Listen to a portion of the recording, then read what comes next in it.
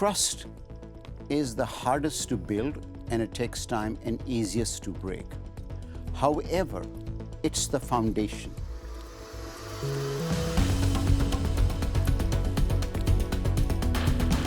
Welcome once more to the FT Studios, ladies and gentlemen, where we are joined by an old friend of PWM, a founding partner of the Global Leader Group in New York, Malik Sarwar. It's great to have you with us, Malik. Thank you, Yuri. Great to be here. What kind of drink have you chosen today? Ginger tea. I like tea even though I live in a city which is coffeeed out. Ginger tea is soothing. So you've worked at HSBC, at Merrill Lynch, at Citigroup, amongst others, Malik. Is there a strict hierarchy there, looking at who is sent out on these menial tasks to buy the teas and the coffees? Not anymore in the West, but Asia, very much so. It's a cultural thing. I think our readers are absolutely fascinated by the different cultures between the different groups and the geographical locations. And we had an interesting article from my colleague Elisa. We had some research specially conducted for us by the H Advisors consultancy in Geneva. That was looking at investment firms, at wealth management shops, and they were talking about trust and culture and how performance numbers are not the most important differentiator between wealth management groups. I think it's still a say-do gap. What firms say, this across the globe, is sounding much better than it actually is. Trust is the hardest to build and it takes time and easiest to break.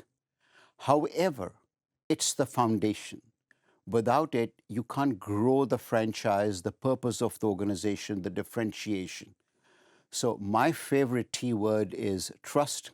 Somebody else's favorite T word is tariffs, not mine. You wrote a wonderful piece for us recently, Malik, about your concept of moral leadership. And you spoke to some great leaders in your research. Peter Flavel, who was CEO of Coutts.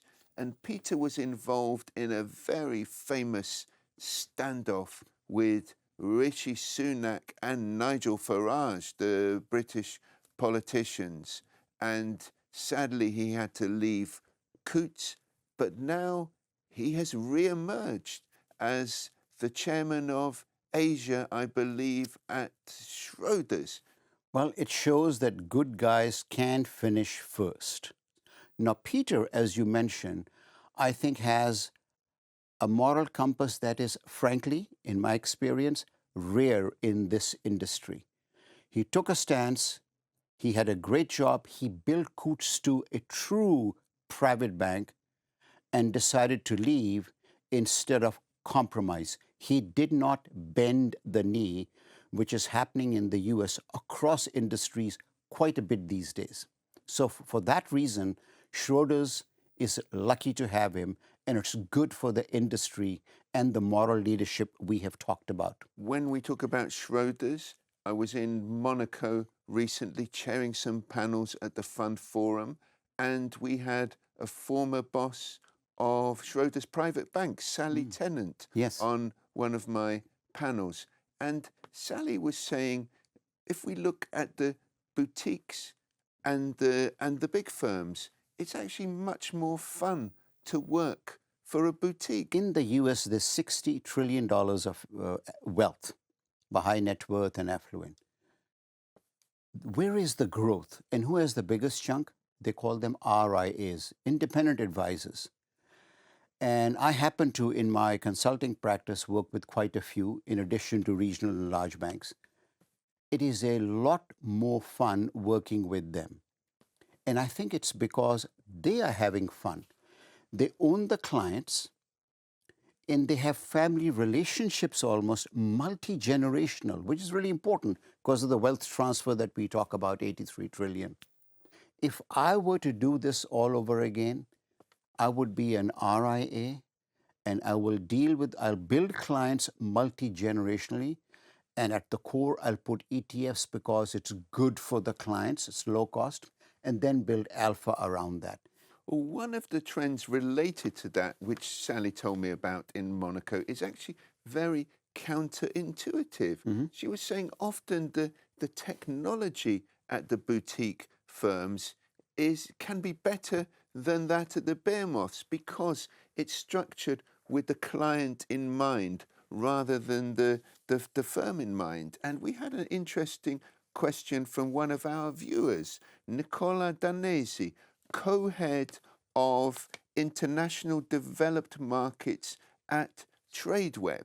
And Nicola is asking, in this era of artificial intelligence and ever-increasing reliance on market information, do you feel that technology actually improves judgment, or can it disadvantage investors? Net, I think it improves. But in what area? That's important because human history is a pendulum swinging between greed and fear. That's what clients also experienced, especially when there's market volatility. So you need the co-pilot led by the advisor. So when the plane ride is bumpy, then you need to make sure that the pilot is properly equipped to land you safely. So we are seeing increasing expectation from the advisors and from the leaders of the wealth management groups. And we had an opinion piece from Daniel Agdami, and he was saying, when we look at the family offices in particular, institutional level salaries, but how many of them have that combination of being a family therapist, investment expert, a technology leader necessary for these roles? Do you also see this unpreparedness amongst some of them for the top jobs? Very much so. However, where we find most of these people who have these multiple skills, the psychologist, the spiritual coach, the financial coach, is in the RIAs because they are wholesome in how they approach their clients. This is a challenge that is not going to go away. I think there is hope because the newer generation is a lot more attuned to what I say. They keep their antennas up and their radar on. They're more client-centric. Now, I'm digressing, but I think if you ask any firm, small, medium, large, boutique, or universal bank, in management meetings, what % of the discussion is internal? What % of discussion is client-facing? Usually it's 80-20 when it should be the other way around. So until that is changed, you will always have a problem in finding the right people that have all these multiple skills that Hydrix has mentioned.